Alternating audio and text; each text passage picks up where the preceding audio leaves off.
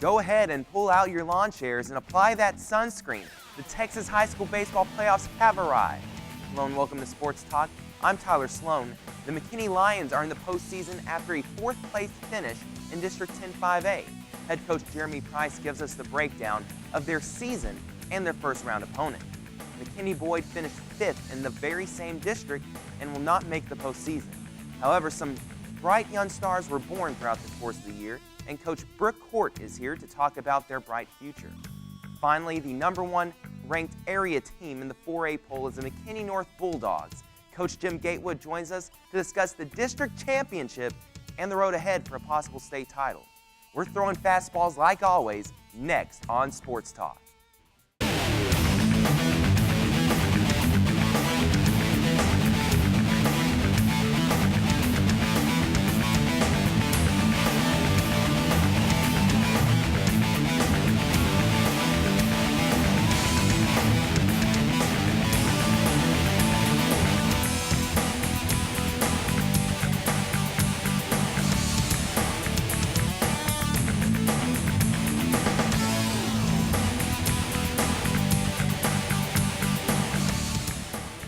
McKinney Lions are back in the postseason, an 8-7 district record, good for 4th in District 10-5A, a very tough district. I'm joined with their head coach, Jeremy Price. And Coach, one of the really unique things I noticed looking through the district schedule is that no team swept you throughout district. Usually when you have a district that the #1 or 2 teams are going to have some sweeps, and usually there are teams, at the bottom that are just not going to be the quality of opponents. But really throughout this district, it was tough opponents, day in and day out, and you weren't letting any of them get the best of you on a consistent basis. Yeah, we knew that going in. 10-5A was going to be a very strong district, and we started looking early on at series, just as you would in college baseball or even Major League Baseball.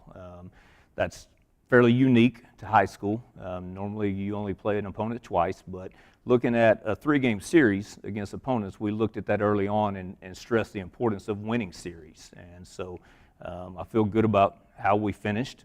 We finished winning 3 of those series and losing 2, but as you mentioned, nobody swept us. And so that led to our playoff berth. Most of the districts, they play a schedule where you see an opponent once and then it's a while before you play them again. Of course, the way your district was formatted this year, you're able to see them on back-to-back games and occasion. And so how does that prepare you for the playoffs where you're going to be playing opponents back-to-back?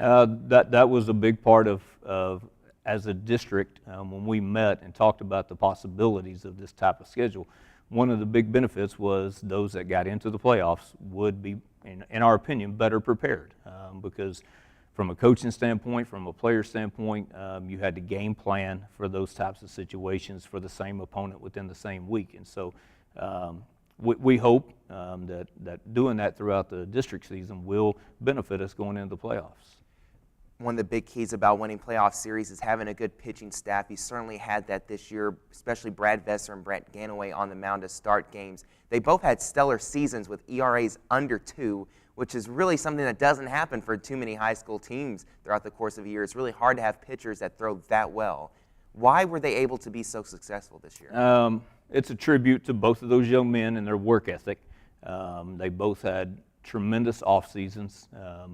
They started to realize what they needed to do to make themselves stronger mentally and physically.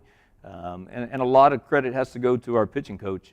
Coach Grant Bergman has worked hard with those guys, as far as the pitch calling along the way and knowing hitters, putting together scouting reports and knowing how to approach every team and their hitters. I think a lot of credit has to go to him as well. Garrett Dodd's a bat in your lineup that's really seen the ball well at this point. He's put up some power numbers, leads your team in home runs and RBIs. Why has he been able to get good reads off the pitchers from that 2 spot in the lineup? I think Garrett has done a good job of benefiting from seeing lots of good pitches in the 2-hole there. And a lot of times guys will see good pitches, but then they don't take advantage of that. And Garrett has taken advantage of that opportunity and been very productive for us. Joe Baker has stolen 17 bases. He leads your club in that stat. when you get on the base paths in baseball, sometimes you want to play it very aggressive, sometimes you want to be cautious. What is your read with Joe when he's on the bases? How do you know when he should go and when he should just stay? Joe has a very good understanding of the game, understanding of base running. And so with Joe, there are times where we give him the green light to steal on his own, with the understanding that he knows what he's looking for. He doesn't take any unnecessary chances, but when he feels that he can steal a base, then he's got the green light to do that a lot of times. And that feeds right into our philosophy of putting pressure on the defense. If we can put pressure on people, then we tend to be more successful. Does that philosophy really carry throughout the whole team, where you give several players a green light, or is it really only for maybe one or two special guys? We've got 3 or 4 guys that when they reach base, they're obviously, if you've got some speed and you're looking to steal bases, they're looking for that sign. Again, it's a select group that we know has the ability to steal a base, and not only the ability, but the understanding of the game, the situation, the score, etc. Let's talk about your first round opponent. It's going to be Jesuit in the playoffs in the first round. You have a 3-game series. You're going to play Thursday night at home, Friday night at Jesuit, and if there's a game 3, it'll be Saturday at noon back here in McKinney. How satisfied are you with the way that the playoff draw went out in the scheduling for a best 2 out of 3? We're extremely satisfied. With the setup, feel like that it gives our ball club, the best chance to advance. But again, we're not going to approach the playoffs any different than we did a district game. We're still looking at it as a series. We need to take 2 out of 3, and then but we're going to approach it 1 game at a time. Thursday's our main focus right now. Darius Hill is one of the top offensive threats for Jesuit in the entire area. He has 3 home runs, 35 runs batted in. He's stolen 20 bases. He hits 400. How do you keep this guy from getting on base too often in the series? Well, you hit on it. The objective is to keep him off the bases.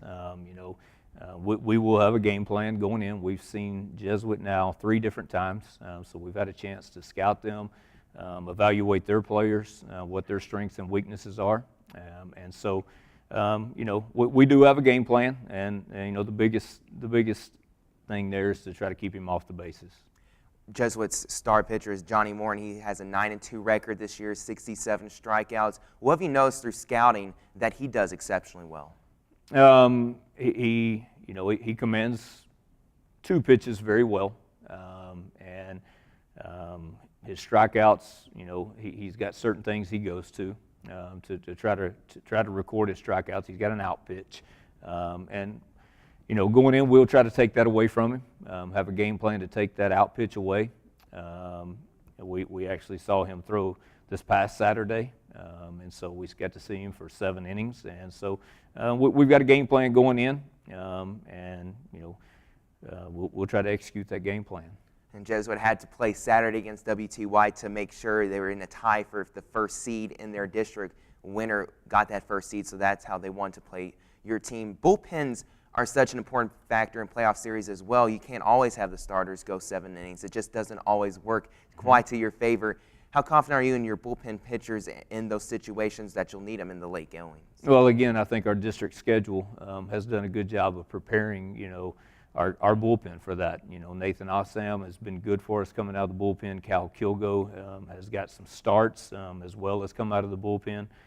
Avery Arnold is another guy that we can go to that we feel very comfortable with coming out of the bullpen. So, again, I think our district schedule has prepared us for this situation.